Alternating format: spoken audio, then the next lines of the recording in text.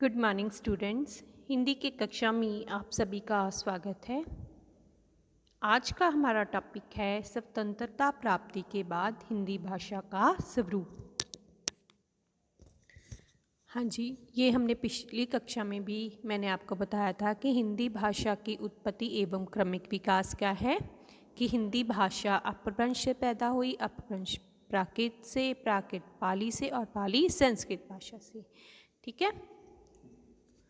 Next है स्वतंत्रता प्राप्ति के पश्चात हिंदी भाषा का स्वरूप।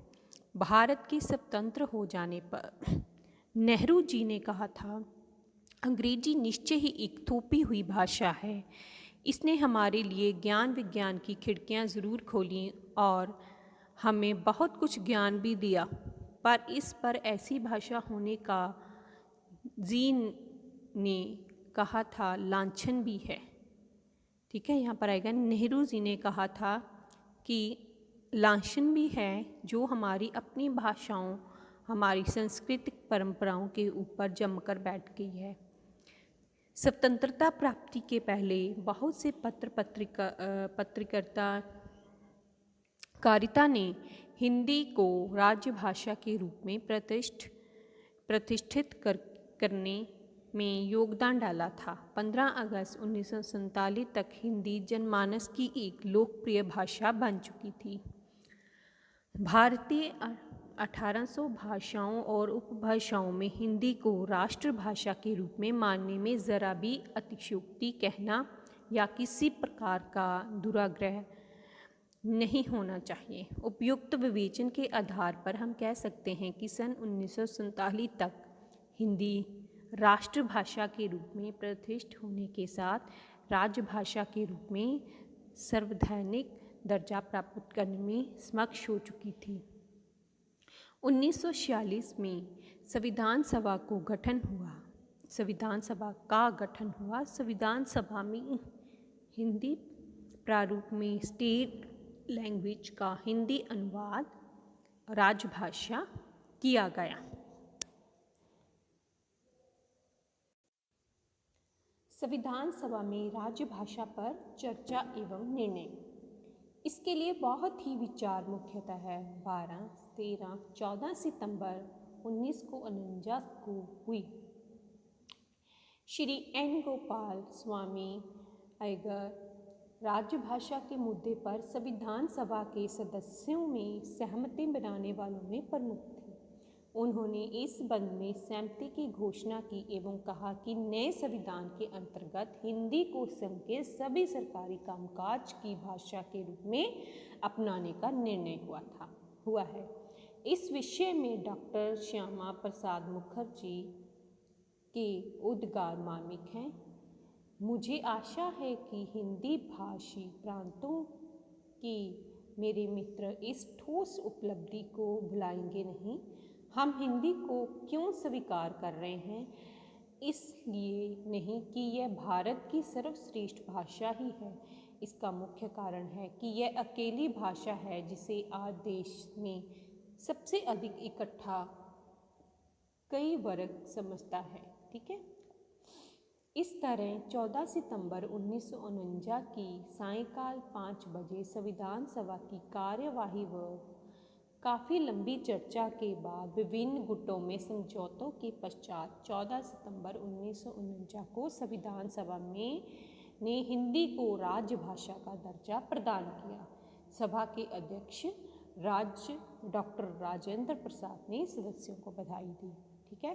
तो जब जैसे हम मनाते हैं ना 14 सितंबर को हिंदी दिवस, ठीक है, तो इसका क्या संबंध है 14 सितंबर से कि 14 सितंबर 1949 को इसे राजभाषा घोषित किया गया। इसी कारण जो 14 सितंबर को हिंदी दिवस मनाया जाता है।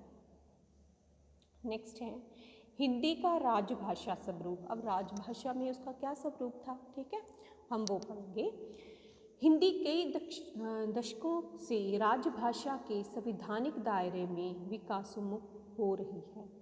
एक भाषा के कई रूप हो सकते हैं, जैसे साहित्यिक भाषा, मानक भाषा, राज्य भाषा या राष्ट्रीय भाषा इत्यादि। जो भाषा सरकारी कामकाज में प्रयुक्त होती है हम उसे राजभाषा कहते हैं। राजभाषा जनता एवं सरकार के बीच कड़ी का काम करती है।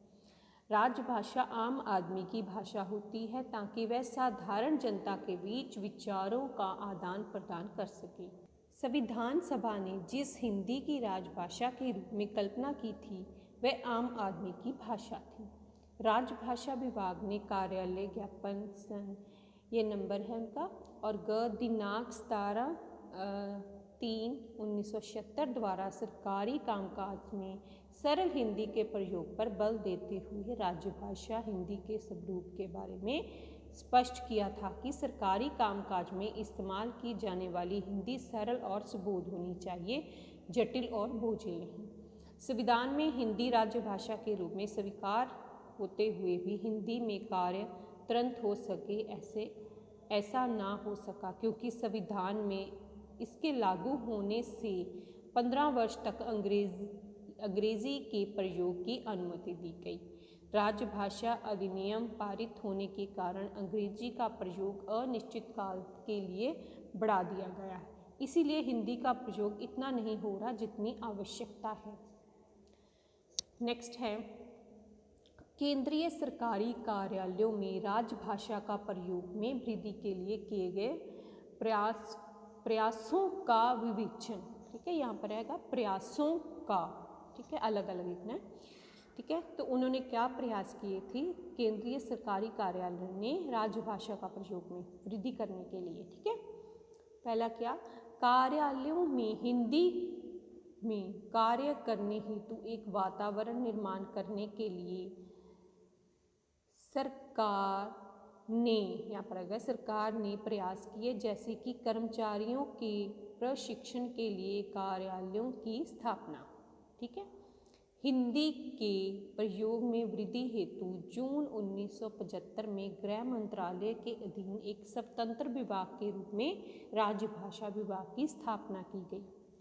केंद्रीय अनुवाद ब्यूरो की स्थापना से अनुवाद कार्य को गति मिली है।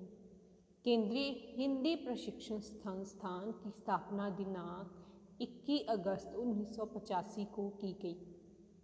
क्षेत्रीय कार्यान्वयन कार्यालय खोले गए। मुख्य कार्यालय नई दिल्ली में है, जिसके अध्यक्ष निर्देशक हैं। इसके अधीन बेंगलोर, कोचीन, मुंबई, कोलकाता, गुवाहाटी, भोपाल, दिल्ली एवं गाजियाबाद में स्थापित हैं।